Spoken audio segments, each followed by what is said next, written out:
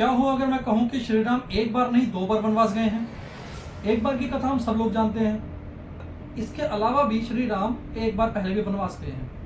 वनवास का मतलब है वन में वास करना। दैट मीन्स उन्होंने जंगल में जाके वहां पे रहे थे। ये कहानी है जब विश्वामित्र जी श्री राम के पिताजी श्री दशरथ जी के पास आते हैं, उनसे कहते हैं कि मुझे श्री राम दे दो, क्योंकि उनको मारीच और सुबाहु नाम के राक्षस जो है उनका यज्ञ जो वो करना चाह रहे हैं सिद्धि प्राप्त करने के लिए पूरा नहीं होने दे रहे, जिसके लिए वो उनको ले जाना चाह रहे हैं। इस रास्ते के अंदर जब वो लोग निकलते हैं अयोध्या से लेके, वो लोग सिद्धाश्रम तक जाते हैं जहाँ पे विश्वामित्र जी ने अपना यज्ञ करना है, और वहां से वो आगे निकलते हैं मिथिला जनकपुरी, जहाँ पे सीता माता के साथ उनका विवाह होता है, और फिर वो वापस आते हैं। तो पूरे रास्ते वो क्या कर रहे हैं, जंगलों में ही रह रहे हैं। उस टाइम कोई बिग सिटीज तो थी नहीं, छोटे मोटे शहर भी नहीं थे, कोई बड़ी मुश्किल से बहुत लंबे डिस्टेंस कवर करने के बाद ही जाके कोई नगरी मिलती थी, जिनके बारे में भी वाल्मीकि रामायण में लिखा गया है। और ये भी लिखा गया वो जब भी सोए हैं या तो नदी किनारे सोए हैं या फिर जंगलों में वास किया उन्होंने, तो वनवास किया उन्होंने। अब जहां तक हम लोगों ने सुना भी है, पढ़ा भी है, जब श्री राम का जो 14 वर्ष का वनवास मिला है, उसके लिए उन लोगों को जहां जहां रुके, जहां जहां से गए, बहुत सारी रिसर्चेज हैं, बहुत लोग उसके बारे में बताते हैं, और बहुत जगहों पे धार्मिक स्थल आज के टाइम पे अवेलेबल हैं।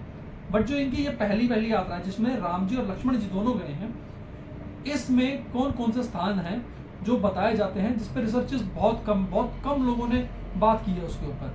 सिर्फ जो लोकल लोग हैं, जो वहाँ के रहने वाले हैं, वो कहते हैं कि हाँ यहाँ से होके गए थे यहाँ पे। तो जो एक मुंह बोली बातें हैं वो हैं, पर रिसर्च चेक की जाए तो ऐसी कुछ प्रॉपर रिसर्च नहीं है। इसी के अंदर जब मैं वाल्मीकि रामायण पढ़ रहा हूँ तो उन्होंने कुछ जगहों के नाम बताए हैं, और एक रिसर्च जो मैंने रिसेंटली देखी उसके अकॉर्डिंग जब मैं उसको कंपेयर कर रहा हूँ तो उसके अंदर मुझे कुछ चीज़ें सही दिख रही हैं और कुछ चीज़ें कॉन्ट्राडिक्टरी हैं। तो अब क्या रास्ता है जो वाल्मीकि रामायण में लिखा हुआ है और जो रिसर्च के अकॉर्डिंग क्या है, दोनों को कंपेयर करते हैं और पता चल जाएगा कि हाँ वो बातें ठीक है या नहीं है। तो शुरू होता है कि जब वो लोग अयोध्या से निकले हैं, विश्वामित्र जी श्री राम जी और लक्ष्मण को लेकर निकलते हैं, तो सरयू के किनारे किनारे वो जा रहे हैं, जो वाल्मीकि रामायण में लिखा हुआ है।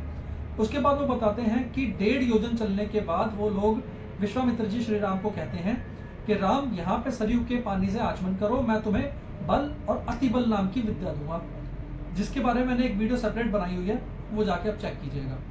अब ये 1.5 योजन का डिस्टेंस है। कुछ लोग कहते हैं 1 योजन के अंदर 10, कोई 14 किलोमीटर, कोई 18 किलोमीटर कहता है। जो मोस्टली पकड़ के चलते हैं वो 13-14 के करीब या 12-13 करीब पकड़ लेते हैं।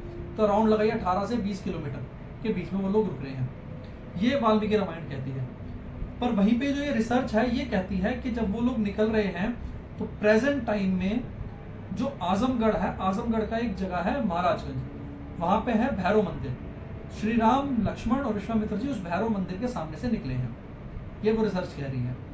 और जो आज के टाइम में चेक किया जाए तो सरयू नदी के किनारे है, सरयू उसके पास ही बहती है, तो ये चीज ठीक लगती है। सेकंड, रिसर्च के अंदर ये कहा गया है कि भैरव मंदिर के बाद वो लोग आगे जाते हैं, एक जगह है जिसका नाम है ताल सलोना। ताल सलोना में वो लोग वहां पे जाके स्नान वगैरह करते हैं, और उसके बाद वो आगे निकलते हैं मऊ के अंदर राम घाट पे जाते हैं, जो सरयू के किनारे है, जहाँ पे श्री राम स्नान भी करते हैं। अब प्रेजेंट टाइम में देखा जाए तो ताल सलोना सरयू जो आज के टाइम पे बह रही है उसके आसपास है, ठीक है, वो मैप में देखा जाए तो यहाँ पे है। और राम घाट जो सरयू नदी के है, सरयू नदी ऊपर बहती है, दैट मीन्स वो नीचे से ऊपर की तरफ गए हैं, यहाँ राम घाट होगा। अब यहाँ तक तो चीज समझ आती है।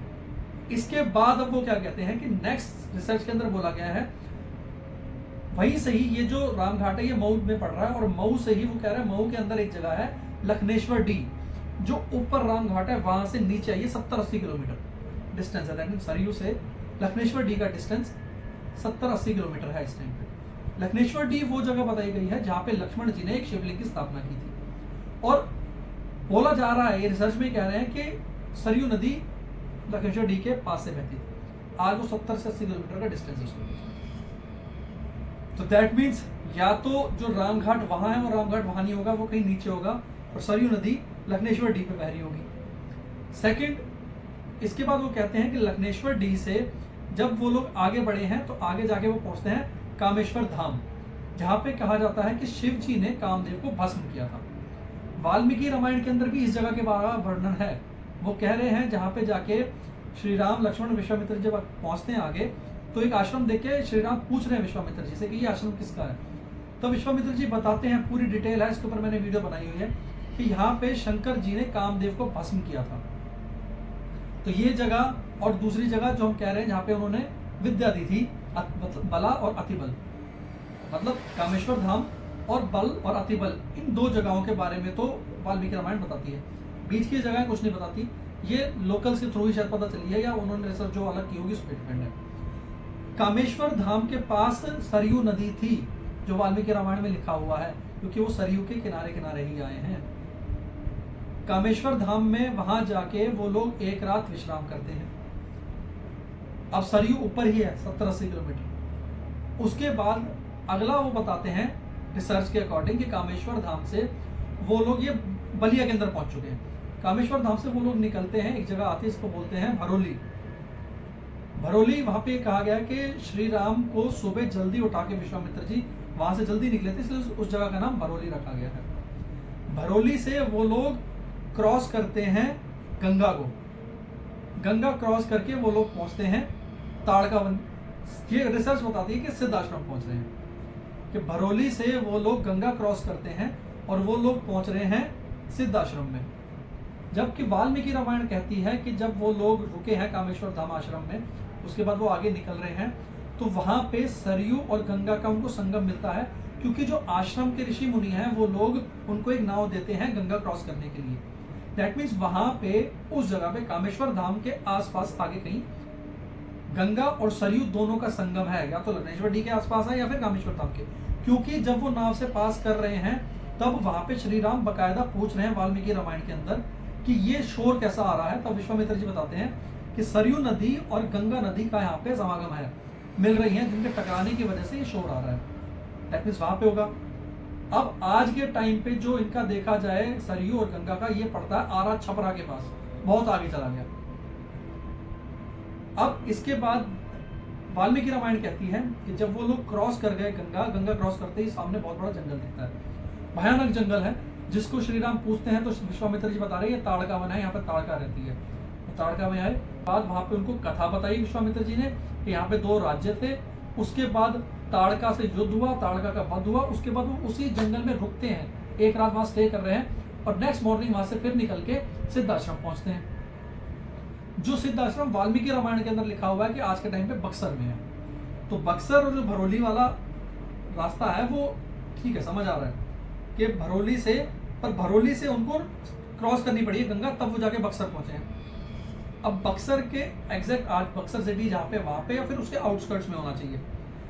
जो समझ आता है वो आउटस्कर्ट्स में होगा, क्योंकि जब भरोली से वो रिवर क्रॉस करते हैं, गंगा क्रॉस करते हैं, तो आगे ताड़का वन है, वो वन में रहेंगे।